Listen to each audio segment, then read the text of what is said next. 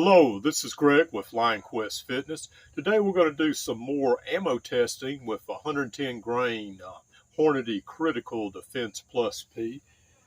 And we're also going to do some more tests with this Georgia Arms Ultimate Defense Wadcutter. And what we want to see is if they lose elevation at 10 yards. Now at 7 yards, both these rounds are right on the money. And we're also going to throw a joker in the deck with this Hornady Black, 125 grain XTP bullet, rated at 900 feet per second. Of course, that's out of a 4-inch revolver, and not plus P. Now, we're going to be shooting today with El Gato Negro. Actually, Chief Special, 1977. Beautiful little gun. And we're going to be shooting out of this gun today. And one of the things that I'm wanting to see is whether or not, because, Hornady Critical Defense has the 38 plus P has a reputation of losing elevation. And that's what we're wanting to check today. Also, I need to offer 2 caveats. Realistic ammo testing requires hundreds of rounds. And also, my tests are not very sophisticated. And another thing is, a lot of people feel like you need to bench rest anytime you're testing for accuracy. But here's the thing. Accuracy to me is what I can shoot with that gun, with that round. And if I bench rest it, it's not going to do me any good if I actually have to use that gun in that round. So let's get to the rat catching.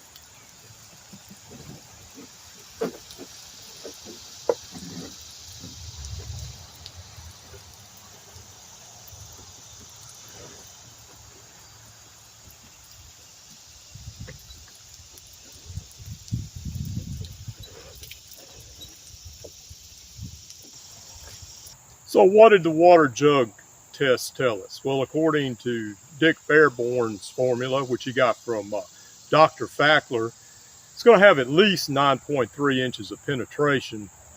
And it's probably more since the bullet did exit out the side of the water jug. I need to build me one of those juggernaut boxes like what Gun Sam used to use. But anyway, we have 2 jugs left. Let's just see what happens with that Hornady black on 2 jugs.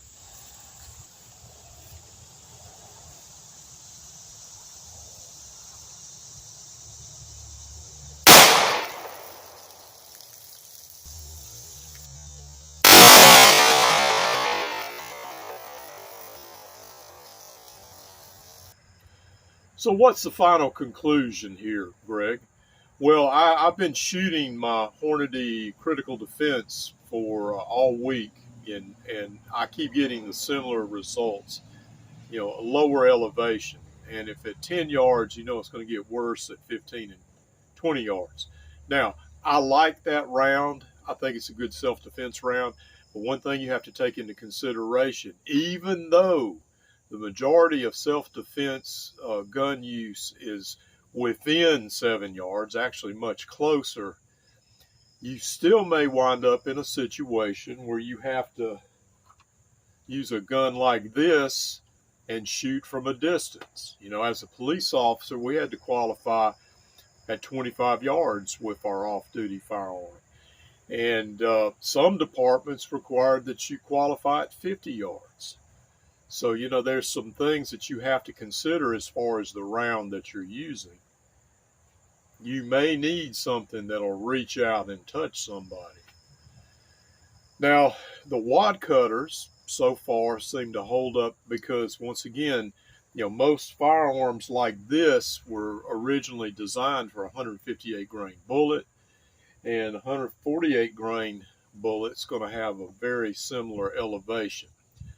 So I'm going to be testing the Wadcutters more and going back to 15, 20, and eventually 25 yards and seeing how they hold, if they can or if they will hold a group. And I'm also going to put this one in the mix for the time being, the Hornady Black. Now, in the meantime, what is coming up next, Greg? Well, we're going to be doing a proper review of the Simply Rugged Sourdough holster. We're also going to be going back over and answering some questions about the Applegate method of shooting. And last but not least, in this box that says English,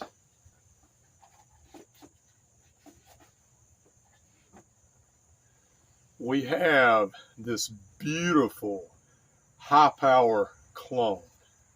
Let me tell you, thank you HR Funk for your review of this gun, because when I actually laid my hands on one, I fell in love.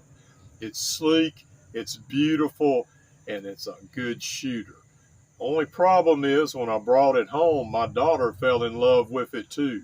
That's mine. It's mine, Dad. It's got my name on it. So that's all right. I can keep it in trust for her till whenever it leaves. But this is Greg with Lionquest Fitness.